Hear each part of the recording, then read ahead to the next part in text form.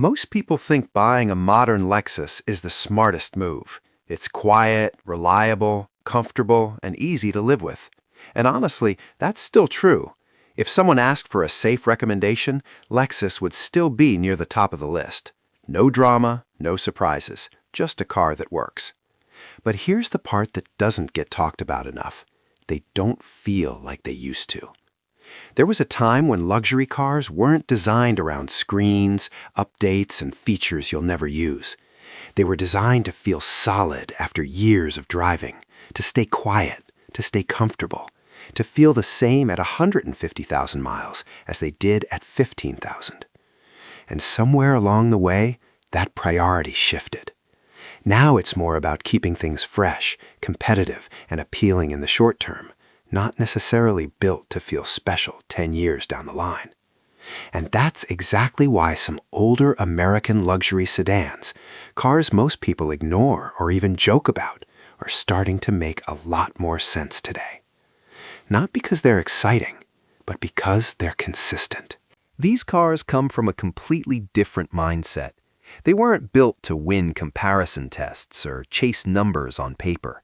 They weren't trying to impress someone in the first 5 minutes of a test drive. Instead, they were designed to be lived with, day after day, year after year. The kind of cars where you don't overthink anything. You just get in, start it, and go where you need to go, without distractions. The ride is smooth, the cabin stays quiet, and nothing feels like it's working too hard to get your attention. And that's the part that stands out now. Because a lot of newer cars try to do too much. They give you more features, more alerts, more complexity, but not always a better experience. These older cars kept things simple, and because of that, they age differently. They don't overwhelm you, they don't constantly remind you they exist, they just do their job. And if you pick the right ones from the right years, they still manage to deliver that same calm, effortless driving experience, better than a lot of newer cars on the road today. Let's start with the one that probably gets dismissed the fastest, the Buick Park Avenue. At first glance, it doesn't look like anything special. In fact, most people would walk right past it without even thinking twice. But the people who owned these cars, they trusted them. And that says a lot. Under the hood, you've got the 3.8-liter V6. It's not flashy, it's not exciting, but it's one of those engines that just keeps going. Simple design, proven reliability, and easy to maintain. If you step up to the Ultra, you get a supercharger. And while that sounds like a performance upgrade, it still keeps the same character. Smooth, predictable, and durable. But the real reason this car matters isn't under the hood. It's how it feels. The seats are soft in a way modern cars just aren't anymore. The ride absorbs everything. And after a long drive, you don't feel tired. You feel like you barely drove at all. And that's something a lot of newer cars struggle with. Because even luxury cars today tend to lean toward being a little firmer, a little more connected, a little more focused on handling. The Park Avenue doesn't care about any of that. It just wants to be comfortable. And strangely enough, that makes it stand out more today than it did when it was new. The best part? The market doesn't respect it, which means you can get one for a fraction of what it's actually worth in terms of comfort and usability. Now, you still need to be careful. Check the basics. Window switches, seat controls, cooling system, suspension. These are older cars, so small issues are normal. But if you find a clean one, it's one of those cars that quietly proves everyone wrong. The Buick Lucerne is what you get when Buick refined that formula. This is one of those cars that doesn't try to impress you right away. In fact, if you're looking for excitement, you'll probably overlook it completely. But give it a little time, and it starts to make sense. Everything about it is designed to reduce effort. The steering is light, the ride is soft, the cabin stays quiet even at highway speeds. It's the kind of car you drive when you don't want to think about driving. And there's something very underrated about that.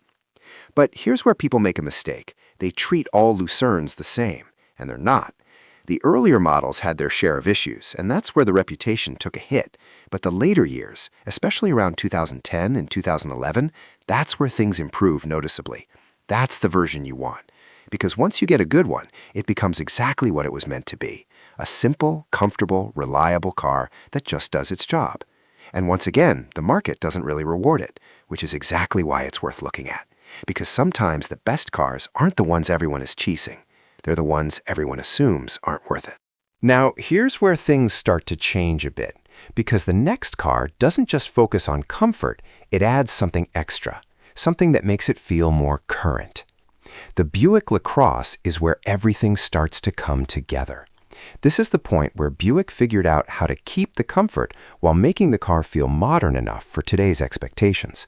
You still get that quiet, smooth ride, but now there's actual power behind it. A stronger V6, better responsiveness, and a design that doesn't feel stuck in the past. And that balance is important, because most cars lean too far in one direction. They either feel outdated and soft, or modern but overly stiff and complicated. The LaCrosse sits right in the middle. It's comfortable but not lazy, modern but not overwhelming, and that makes it one of the easiest cars to live with on this list. Then you look at the price, and it gets even more interesting, because this is where you start comparing it to cars like the Camry or Accord. And when you do that, the LaCrosse starts to look like the better deal. Not because it's more reliable necessarily, but because it gives you more for the same money. More comfort, more presence, a more relaxed driving experience. And for a lot of people, that matters more than just having the safest badge. The Cadillac XTS is where things start to shift from something purely practical to something a little more emotional. Because this car isn't just about getting from point A to point B comfortably, it's about how it feels when you arrive. There's a certain presence here that's hard to ignore. The size, the shape, the way it sits on the road, it carries itself like a proper luxury sedan. Not something trying to act sporty, not something chasing trends. It just knows what it is, and it leans into that. When you see one pull up, it still has that quiet confidence. It doesn't need aggressive styling or flashy details to stand out. It's more subtle than that. And for a lot of people, that's exactly the appeal. It feels intentional, not forced. Inside, that same feeling continues. The cabin is spacious in a way that immediately makes you relax. The seats are wide and soft, built more for comfort than support, and the ride quality follows the same philosophy. It smooths out the road, keeps things quiet, and never feels rushed. Even at higher speeds, it stays composed. It's the kind of car where long drives don't feel like a task, they just feel normal. But to keep it honest, this isn't the most bulletproof car on this list, and that's something you have to be realistic about. This is where a lot of buyers make mistakes. They see the Cadillac badge, they see the luxury, and they assume everything else will take care of itself. But with the XTS, you can't approach it that way. The electronics especially need attention. Things like the infotainment system, sensors, small features, these are the areas where problems tend to show up. Not major mechanical failures, but the kind of small issues that can get annoying if you ignore them. That's why this isn't a car you buy quickly or blindly. You take your time, you check everything, you test every button, every screen, every function, and more importantly, you focus on the later models, because just like the other cars on this list, the newer years are where most of the issues were sorted out. And if you approach it that way, carefully, patiently, you can still end up with a really solid car, something that delivers a level of comfort and presence that's hard to match at the same price. But beyond all of that, what really makes the XTS stand out is how it feels. Because in a market where so many cars are starting to feel the same layouts, same features, same driving experience, the XTS still feels different. It has its own character, its own identity. And that's something you don't come across as often anymore. And that's really what this whole list comes down to. Modern Lexus is still a great choice, no argument there. If someone wants something predictable, refined, and easy to recommend, it's still one of the safest options out there. You get reliability, you get comfort, and you get a car that doesn't ask much from you. It's consistent, and for a lot of people, that's exactly what they're looking for. But it also represents a different kind of luxury now.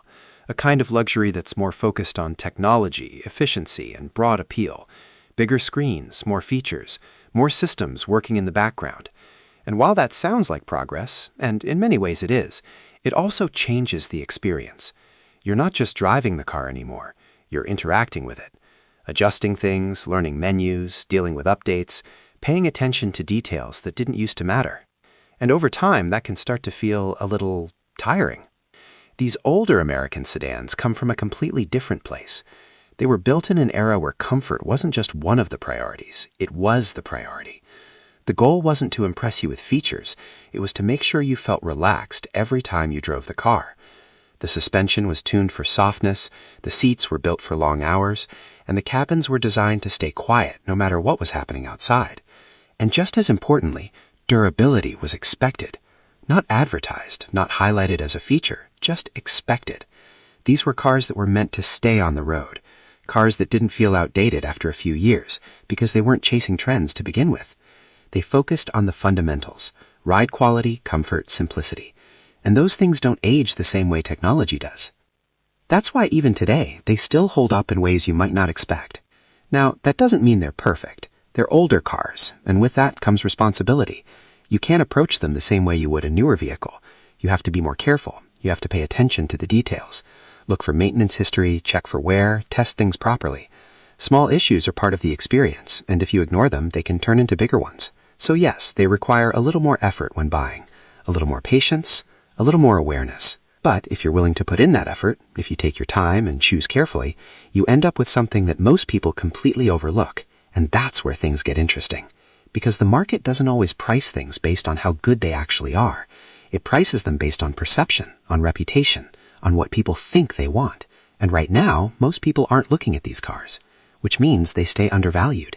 And that's usually where the best opportunities are. Not in the cars everyone is chasing, but in the ones sitting quietly in the background, waiting for someone who understands what they offer. Because at the end of the day, the smartest car isn't always the newest one. It's not always the one with the most features or the biggest screen or the strongest brand perception. Sometimes it's the one that does exactly what you need without trying to be anything more.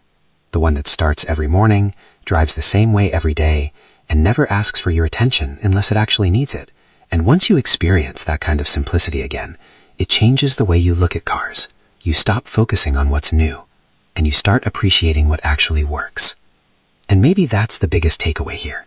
Not that these cars are better in every way, but that they're better in the ways that actually matter. And if you value that, if you care more about comfort, consistency, and long-term usability than trends or features, then these older American sedans start to make a lot more sense than people think. Because sometimes, the best decision isn't about following the market. It's about understanding it, and then quietly going in the opposite direction.